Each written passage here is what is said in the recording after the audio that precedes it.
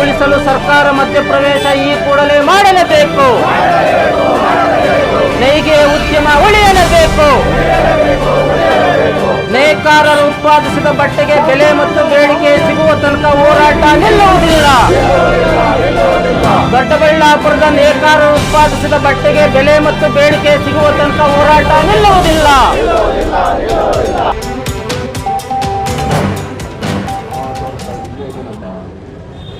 ಕೇಳಬೇಡ್ರಪ್ಪ. ದೊಡ್ಡಬಳ್ಳಾಪುರ ನಗರದ ಪ್ರಮುಖ ಜೀವನಾಡಿ ದೊಡ್ಡಬಳ್ಳಾಪುರ ನಗರದ ಏಳಿಗೆಗೆ ದೊಡ್ಡಬಳ್ಳಾಪುರ ನಗರ ಇವತ್ತು ನಮ್ಮ ರಾಜ್ಯದಲ್ಲಿ ನಮ್ಮ ದೇಶದಲ್ಲಿ ಪ್ರಖ್ಯಾತಿಯನ್ನ ಪಡೆದಿರುವಂಥದ್ದು ಇವತ್ತಿನ ನಮ್ಮ ನೇಯ್ಗೆ ಉದ್ಯಮದಿಂದ. ಮ್ಯಾಂಚೆಸ್ಟರ್ ಆಫ್ ಇಂಡಿಯಾ ಅಂತ ಹೇಳಿ ದೊಡ್ಡಬಳ್ಳಾಪುರವನ್ನು ಇಂದಿನ ನಮ್ಮ ಸ್ವಾತಂತ್ರ್ಯ ಬಂದಂಥ ಸಮಯದಲ್ಲೇ ಹೇಳುವಂಥ ಪ್ರವೃತ್ತಿ ಇದ್ದಂಥದ್ದು. ಇವತ್ತು ಇಂಥ ನೇಯ್ಗೆ ಉದ್ಯಮಕ್ಕೆ ಸಂಕಷ್ಟದ ಪರಿಸ್ಥಿತಿ ಬಂದಿರುವಂಥ ಸಮಯದಲ್ಲಿ ಈಗಾಗಲೇ ನೇಕಾರ ಕೂಲಿ ಕಾರ್ಮಿಕರು ಒಂದು ಹೋರಾಟವನ್ನು ರೂಪಿಸಿದ್ರು. ಇವತ್ತು ಎಲ್ಲರೂ ಸಂಘಟಿತರಾಗಿ ಒಗ್ಗಟ್ಟಾಗಿ ಆ ಒಂದು ಕಾರ್ಯಕ್ರಮದಲ್ಲೂ ಸಹ ನಾನು ಭಾಗವಹಿಸಿ ನಮ್ಮ ಇಲಾಖೆಯ ಕೈಮಗ್ಗ ಹಾಗೂ ಜವಳಿ ಹಾಗೂ ಕೈಮಗ್ಗ ಇಲಾಖೆಯ ಡೆಪ್ಟಿ ಡೈರೆಕ್ಟರ್ ಅವರು ಸೌಮ್ಯ ಮೇಡಮ್ ಅವರು ಹೋಗಿದ್ರು. ಇವಾಗ ಟ್ರಾನ್ಸ್ಫರ್ ಆಗಿದ್ದಾರೆ. ಬಹುಶಃ ಅವರು KSIC MD ಆಗಿ ಅವರು ಪ್ರಮೋಷನ್ ಆಗಿ ಟ್ರಾನ್ಸ್ಫರ್ ಆಗಿದ್ದಾರೆ. ಇವತ್ತು ಸುರೇಶ್ ಅವರು ಇದ್ದಾರೆ ಮತ್ತು ಅವರ ಅಡಿಷನಲ್ ಡೈರೆಕ್ಟರ್ ಸಹ ಇಲಾಖೆಯ ಅಡಿಷನಲ್ ಡೈರೆಕ್ಟರ್ ಅವರು ಇವತ್ತಿನ ಒಂದು ಕಾರ್ಯಕ್ರಮದಲ್ಲಿ ಅವರು ಸಹ ಭಾಗವಹಿಸಿದ್ದಾರೆ. ಪೊಲೀಸ್ ಇಲಾಖೆಯವರು ಭಾಗವಹಿಸಿದ್ದಾರೆ. ಗೌರವಾನ್ವಿತ ತಹಸೀಲ್ದಾರ್ ಅವರು ಇವತ್ತು ಭಾಗವಹಿಸಿದ್ದಾರೆ. 2 ದಿನಗಳ ಹಿಂದೆ ಬಹುಶಃ ಪ್ರಮುಖ ಮುಖಂಡರು ಒಂದು 10 ಜನ ಬಂದಾಗಲೂ ಸಹ ನಾನು ತಿಳಿಸಿದ್ದೆ. ಇದಕ್ಕೆ ಪರ್ಮನೆಂಟ್ ಸೊಲ್ಯೂಷನ್ ಇರುವಂಥದ್ದು ಯಾವ ರೀತಿ ಹ್ಯಾಂಡ್ಲೂಮ್ ರಿಸರ್ವೇಷನ್ ಆ್ಯಕ್ಟ್, ಕೈಮಗ್ಗದ ಒಂದು ರಿಸರ್ವೇಷನ್ ಆ್ಯಕ್ಟ್ ಏನಿದೆ ಅದರಡಿಯಲ್ಲಿ ಈಗಾಗಲೇ ಇಲ್ಲಿರೋವಂಥವ್ರಿಗೂ ಬೇಕಾದಷ್ಟು ಜನಕ್ಕೆ ಗೊತ್ತಿದೆ ಯಾವ ರೀತಿ ಹ್ಯಾಂಡ್ಲೂಮಲ್ಲಿ ಮಾಡೋವಂಥ ರಾ ಸಿಲ್ಕನ್ನು ನೀವು ನಿಮ್ಮ ಪವರ್ ಲೂಮಲ್ಲಿ ನಡೆಸೋಂಗಿಲ್ಲ. ಆ ರೀತಿ 13 ವಿವಿಧ ರೀತಿಯಾದಂಥ ಉಡುಪುಗಳನ್ನು ಮತ್ತು ತಯಾರಿಕೆಗಳನ್ನು ನೇಕಾರಿಕೆಯಲ್ಲಿ ಹ್ಯಾಂಡ್ಲೂಮ್ಗೆ ಅಂತ ಹೇಳಿ ಒಂದು ಹ್ಯಾಂಡ್ಲೂಮ್ ರಿಸರ್ವೇಷನ್ ಆ್ಯಕ್ಟನ್ನು ಈಗಾಗಲೇ ಕೇಂದ್ರ ಸರ್ಕಾರ ಹಾಗೂ ರಾಜ್ಯ ಸರ್ಕಾರ ಈಗಾಗಲೇ ಜಾರಿಯಲ್ಲಿರುವಂಥದ್ದು. ಇವತ್ತು ಆ ಹ್ಯಾಂಡ್ಲೂಮ್ ರಿಸರ್ವೇಷನ್ ಆ್ಯಕ್ಟಿನ ಒಂದು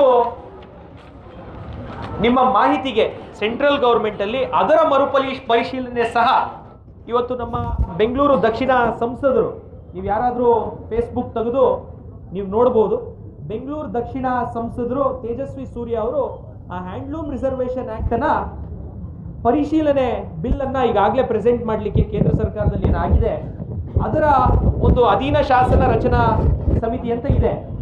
ಆ ಸಮಿತಿಯ ಅಧ್ಯಕ್ಷರಾಗಿ ಕೇಂದ್ರ ಸರ್ಕಾರದಲ್ಲಿ 2-3 ದಿನಗಳ ಹಿಂದೆ ಅವರು ಅಧ್ಯಕ್ಷರಾಗಿ ಅದನ್ನ ಪರಿಶೀಲನೆಯನ್ನ ನಡೆಸಿರುವಂಥ ಸಭೆ ಬಗ್ಗೆ ಸೋಷಿಯಲ್ ಮೀಡಿಯಲ್ಲಿ ಅವರು ಈಗಾಗಲೇ ಪೋಸ್ಟ್ ಮಾಡಿದ್ದಾರೆ. ಮೊನ್ನೆ ಬಂದಾಗಲೂ ಸಹ ನಾನು ನಮ್ಮ ಮುಖಂಡರಿಗೆ ತಿಳಿಸಿದ್ದೆ, ಇದೇ ಸೆಷನ್ನು ಡಿಸೆಂಬರ್ 8ನೇ ತಾರೀಕು ಏನು ಅಧಿವೇಶನ, ಚಳಿಗಾಲದ ಅಧಿವೇಶನ ಬೆಳಗಾಮಲ್ಲಿ ನಡೀತಾ ಇದೆ. ಆ ಅಧಿವೇಶನದ ಮೊದಲನೇ ದಿನ ಒಂದು ಗಮನ ಸೆಳೆಯುವ ಸೂಚನೆಯನ್ನ ಈಗಾಗಲೇ ಬ್ಯಾಲೆಟ್ಗೆ ಹಾಕಿರುವಂಥ ಕೆಲಸ ಆಗಿದೆ. ನೇಕಾರ ವಿದ್ಯುತ್ ಮಗ್ಗ ನೇಕಾರರ ಸಮಸ್ಯೆಗಳ ಬಗ್ಗೆ ಸರ್ಕಾರದ ಗಮನ ಸೆಳೆಯುವಂಥದ್ದು, ಮಗ್ಗದ ಮಾಲೀಕರು ಹಾಗೂ ಕಾರ್ಮಿಕರು ಎಲ್ಲರ ಸಮಸ್ಯೆ ಒಕ್ಕೊರಳಾಗಿ ಸರ್ಕಾರದ ಗಮನವನ್ನ ಸೆಳೆಯುವಂಥದ್ದು. ಇದ್ರ ಜೊತೆಗೆ ಪ್ರೈವೇಟ್ ಮೆಂಬರ್ ಬಿಲ್, ಈಗಲ್ಲ ಕಳೆದ ವರ್ಷನೇ ನಾನು ಶಿವಾನಂದ್ ಪಾಟೀಲ್ ಅವರಿಗೆ ಇದನ್ನ ಪ್ರಪೋಸ್ ಮಾಡಿ ಲೆಟರ್ ಅನ್ನ ಕೊಟ್ಟಿರುವಂಥದ್ದು.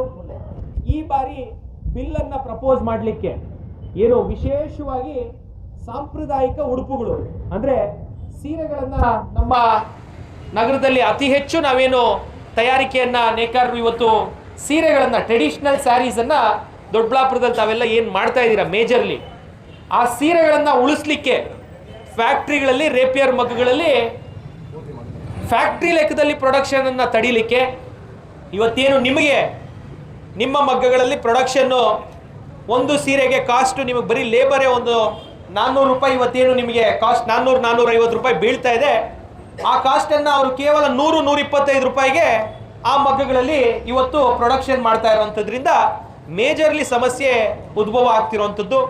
ಹಾಗಾಗಿ ಆ ಮಗ್ಗಗಳಲ್ಲಿ ನಾನೊಬ್ಬ ಶಾಸಕನಾಗಿ ಕರ್ನಾಟಕ ವಿಧಾನಸಭೆಯಲ್ಲಿ ನಮ್ಮ ರಾಜ್ಯಕ್ಕೆ ಸಂಬಂಧಪಟ್ಟಂಗೆ ಈ ಬಿಲ್ಲನ್ನು ಪ್ರಪೋಸ್ ಮಾಡಲಿಕ್ಕೆ ಈಗ ಆಲ್ರೆಡಿ ಬಾರ್ಡರ್ ಇರುವಂತಹ ಸೀರೆಗಳು, ಜರಿ ಇರುವಂಥ ಸೀರೆಗಳು, ಬುಟ್ಟ ಇರುವಂಥ ಸೀರೆಗಳನ್ನು ಟ್ರೆಡಿಷನಲ್ ಡಿಸೈನನ್ನು ಯಾವುದೇ ಕಾರಣಕ್ಕೂ ನಾವು ಫ್ಯಾಕ್ಟ್ರಿಗಳಲ್ಲಿ ಮ್ಯಾನುಫ್ಯಾಕ್ಚರ್ ಮಾಡೋಕ್ಕೆ ಬಿಡಬಾರ್ದು. ಅದು ಗುಡು ಕೈಗಾರಿಕೆ ನೇಕಾರರು ಮಾತ್ರ ಅದನ್ನು ಮ್ಯಾನುಫ್ಯಾಕ್ಚರ್ ಮಾಡಬೇಕು. ಅದ್ರ ಜೊತೆಗೆ ಈ ರೀತಿ ಫ್ಯಾಕ್ಟ್ರಿಗಳಲ್ಲಿ ತಯಾರಾಗಿರುವಂಥ ಸೀರೆಗಳನ್ನು ಯಾವುದೇ ಹೊರ ರಾಜ್ಯದಲ್ಲಿ ತಯಾರಾದರೂ ಸಹ ಅದರ ಖರೀದಿ ಹಾಗೂ ವ್ಯಾಪಾರ ವಹಿವಾಟನ್ನು ಇಡೀ ರಾಜ್ಯದಲ್ಲಿ ಬಂದ್ ಮಾಡಬೇಕು ಅಂತ ಹೇಳಿ ನನಗೆ ಮುಖ್ಯವಾಗಿ ತಾವೆಲ್ಲ ಏನೊಂದು ಜವಾಬ್ದಾರಿಯನ್ನು ತಾಲೂಕಿನ ಜನತೆ ಆಯ್ಕೆ ಮಾಡಿ ಶಾಸಕನಾಗಿ ಒಂದು ಶಾಸನ ರಚನೆ ಮಾಡಲಿಕ್ಕೆ ತಾವೆಲ್ಲ ಒಂದು ಅವಕಾಶವನ್ನು ಕೊಟ್ಟಿದ್ದೀರಾ.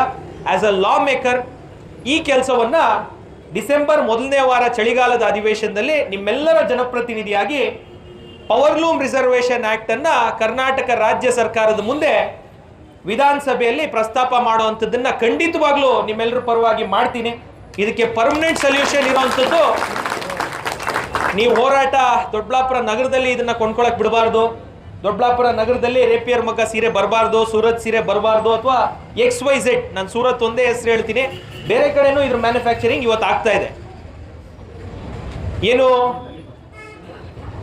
ಬಲಿಷ್ಠರು ಮಾತ್ರ ಬದುಕಬೇಕು ಮತ್ತು ಸಾಮಾನ್ಯ ಜನ, ಯಾಕಂದ್ರೆ ನಮ್ಮ ವೇಣುವಣ್ಣವ್ರು ಇಲ್ಲೇ ಇದ್ದಾರೆ, ಅವ್ರ ಪಾಪ ಶೋಭಾ ಮೇಡಮ್ ಅವರು MSME ಮಿನಿಸ್ಟರ್ ಆಗಿದ ತಕ್ಷಣ MSME ಮಿನಿಸ್ಟರ್ ಆಗಿ 1 ವರ್ಷದ ಹಿಂದೆ ಪ್ರಮಾಣ ವಚನವನ್ನು ಶೋಭಾ ಮೇಡಮ್ ಅವರು ತಗೊಂಡ್ರು. ಅವ್ರು ನನ್ನ ನಾಮಿನೇಷನ್ಗೂ ಇಲ್ಲಿ ಬಂದಿದ್ರು. ಅವತ್ತೇ ಪಾಪ ಅವ್ರು ಹೇಳಿದ್ರು, MSME ಅಡಿಯಲ್ಲಿ ದೊಡ್ಡಬಳ್ಳಾಪುರ ಎಂಟೈರ್ ತಾಲೂಕನ್ನು ಒಂದು ಕ್ಲಸ್ಟರ್ ಆಗಿ ಡಿಕ್ಲೇರ್ ಮಾಡಲಿಕ್ಕೆ, ಒಂದು ಕ್ಲಸ್ಟರ್ ಆಗಿ ಮ್ಯಾನುಫ್ಯಾಕ್ಚರಿಂಗ್ ಕ್ಲಸ್ಟರ್, ಅದರಲ್ಲೂ ಏನು GI ಟ್ಯಾಗನ್ನು ಇವತ್ತು ಬೇರೆ ಬೇರೆ ಉಡುಪುಗಳಿಗೆ, ಬೇರೆ ಬೇರೆ ಪ್ರಾಡಕ್ಟ್ಸ್ಗೆ ಕೇಂದ್ರ ಸರ್ಕಾರ ಕೊಡ್ತಾ ಇದೆ. ಆ ರೀತಿಯಲ್ಲಿ ಈಗಾಗಲೇ ಮೇಡಮ್ ಅವ್ರನ್ನ ಕೇಂದ್ರ ಸರ್ಕಾರದ ವತಿಯಿಂದ GI ಟ್ಯಾಗನ್ನು ಕೊಟ್ಟು ದೊಡ್ಡಬಳ್ಳಾಪುರದಲ್ಲಿ ತಯಾರಿಸಿದಂಥ ಸೀರೆಗಳಿಗೆ ಒಂದು GI ಟ್ಯಾಗನ್ನು ಕೊಡಬೇಕು. ಹಾಗೂ ದೊಡ್ಡಬಳ್ಳಾಪುರದ ನೇಕಾರರಿಗೆ ಎಲ್ಲ ಕೇಂದ್ರ ಸರ್ಕಾರದ ಹಾಗೂ ರಾಜ್ಯ ಸರ್ಕಾರದ ಸಿಂಗಲ್ ವಿಂಡೋ ಕ್ಲಿಯರೆನ್ಸ್ಗೆ ಒಂದು ಮ್ಯಾನುಫ್ಯಾಕ್ಚರಿಂಗ್ MSME ಸೆಕ್ಟರ್ ಅಂತ ಹೇಳಿ, ವಿಶೇಷವಾಗಿ ಪವರ್ಲೂಮ್ ಸೆಕ್ಟರ್ ಅಂತ ಹೇಳಿ ಡಿಕ್ಲೇರ್ ಮಾಡಬೇಕು ಅಂತ ಹೇಳಿ ಈಗಾಗಲೇ ಮೇಡಮ್ ಅವ್ರಿಗೂ ಪ್ರಪೋಸಲನ್ನು ಕೊಟ್ಟಿದ್ದೀವಿ.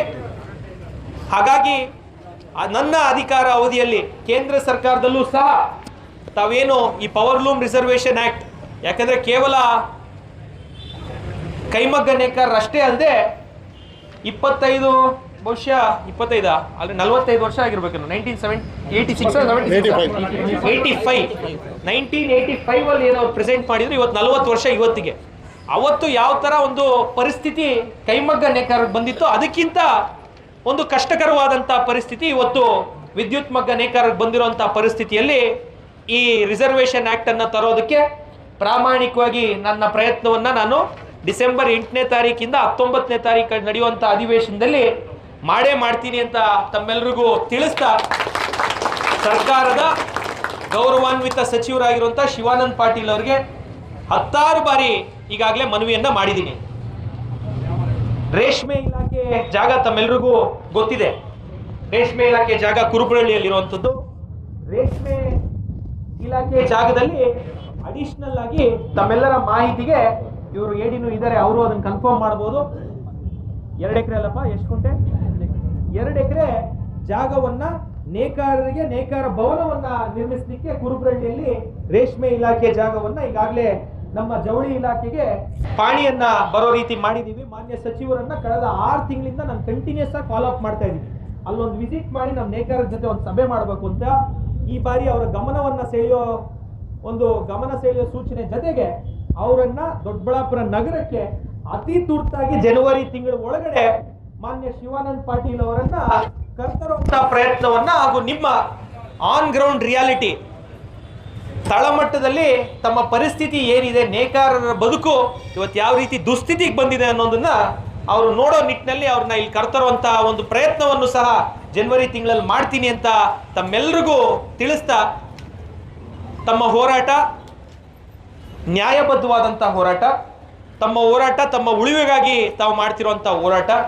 ತಮ್ಮ ಹೋರಾಟದಲ್ಲಿ ನೇಕಾರಿಕೆಗೆ ಸಂಬಂಧಪಟ್ಟಂತ ಎಲ್ಲರೂ, ಮಾಲೀಕರಾಗ್ಬೋದು, ಕಾರ್ಮಿಕರಾಗ್ಬೋದು, ಪ್ರತಿಯೊಬ್ಬರು ಒಗ್ಗಟ್ಟಾಗಿ ನಿಂತರೆ ಈ ಹೋರಾಟಕ್ಕೆ ಖಂಡಿತವಾಗ್ಲೂ ಜಯ ದೊರಕುತ್ತೆ ಅಂತ ಹೇಳಿ ತಮ್ಮೆಲ್ಲರಿಗೂ ಆಶ್ವಾಸನೆಯನ್ನ ನೀಡ್ತಾ, ತಾಲೂಕು ಆಡಳಿತದ ವತಿಯಿಂದ ತಹಸೀಲ್ದಾರರವರ ಮೂಲಕ ಗೌರವಾನ್ವಿತ ಮುಖ್ಯಮಂತ್ರಿಗಳಿಗೆ, ಗೌರವಾನ್ವಿತ ಜವಳಿ ಮತ್ತು ಕೈಮಗ್ಗ ಇಲಾಖೆ ಸಚಿವರಿಗೆ, ಇನ್ನೂ ಮುಂದಕ್ಕೋಗಿ ನಾನಂತೂ ಕೇಳ್ತಾನೆ ಇದ್ದೀನಿ, ಜವಳಿ ಮತ್ತು ಕೈಮಗ್ಗ ಜೊತೆಗೆ ವಿದ್ಯುತ್ ಮಗ್ಗ ಅನ್ನುವಂಥದ್ದನ್ನು ಇಲಾಖೆಗೆ ಮರುನಾಮಕರಣವನ್ನ ಮಾಡಲೇಬೇಕು.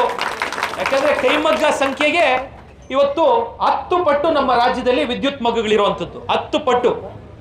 ಹಾಗಾಗಿ ಖಂಡಿತವಾಗ್ಲೂ ವಿದ್ಯುತ್ ಮಗ್ಗ ಅಂತ ಇಲಾಖೆಗೂ ಮರುನಾಮಕರಣ ಮಾಡಿ ಗೌರವಾನ್ವಿತ ಸಚಿವರಿಗೆ ಹಾಗೂ ರಾಜ್ಯಪಾಲರಿಗೆ ತಾವೇನು ಮನವಿಯನ್ನ ಇಲ್ಲಿ ಸಲ್ಲಿಸ್ತೀರಾ, ಏನು ತಹಸೀಲ್ದಾರ್ ಅವರು DC ಮೂಲಕ ಈ ಮನವಿಯನ್ನ ಮತ್ತು ಈ ತುರ್ತು ಪರಿಸ್ಥಿತಿಯನ್ನ ಸರ್ಕಾರದ ಗಮನಕ್ಕೆ ತರುವಂತ ಕೆಲಸವನ್ನ ತಹಸೀಲ್ದಾರ್ ಅವರು ಮಾಡಬೇಕು ಅಂತ ಕೋರ್ಕೊಂಡು, ಇಲಾಖೆ ಅಧಿಕಾರಿಗಳು ಸದಾಕಾಲ ನಿಮ್ಮ ಸಂಪರ್ಕದಲ್ಲಿರ್ತಾರೆ. ಇಲಾಖೆ ಅಧಿಕಾರಿಗಳಿಗೆ ಸೂಚನೆಯನ್ನ ಖಂಡಿತವಾಗ್ಲೂ ಕೊಟ್ಟಿದ್ದೀವಿ. ಯಾವುದೇ ರೀತಿಯಾದಂಥ ತುರ್ತು ಪರಿಸ್ಥಿತಿಯಲ್ಲಿ ಯಾವುದೇ ಡಿಸಿಷನ್ಸ್ ಅನ್ನ ತಗೊಂಡು ಸಾರ್ವಜನಿಕರಿಗೆ, ನೇಕಾರರಿಗೆ ತೊಂದರೆ ಆಗದೇ ಇರೋ ನಿಟ್ಟಿನಲ್ಲಿ ಅವರ ನಡವಳಿಕೆ ಹಾಗೂ ಅಧಿಕಾರಿಗಳ ವರ್ತನೆ ಇರಬೇಕು ಅಂತ ಈಗಾಗಲೇ ತಿಳಿಸಿದ್ದೀವಿ. ಅದೇ ನಿಟ್ಟಿನಲ್ಲಿ ಅಧಿಕಾರಿ ವರ್ಗ ಹಾಗೂ ತಾಲೂಕಿನ ಆಡಳಿತ ನಡ್ಕೊಳ್ಳುತ್ತೆ ಅಂತ ತಮ್ಮೆಲ್ಲರಿಗೂ ಭರವಸೆಯನ್ನ ನೀಡ್ತಾ, ತಮ್ಮ ಹೋರಾಟಕ್ಕೆ ಜಯ ಸಿಗೋವರೆಗೂ ನಾನು ನಿಮ್ಮ ಜೊತೆ ಇರ್ತೀನಿ ಅಂತ ಹೇಳಿ ಈ ಮುಖಾಂತರ ತಾಲೂಕಿನ, ನಗರದ ಎಲ್ಲ ನೇಕಾರರಿಗೆ ನಾನು ಈ ಹೋರಾಟ ಮುಂದುವರಿಲಿ ಅಂತ ಹೇಳ್ತಾ ನನ್ನ 2 ಮಾತುಗಳನ್ನ ಮುಗಿಸ್ತೀನಿ. ಎಲ್ಲರಿಗೂ ಧನ್ಯವಾದ.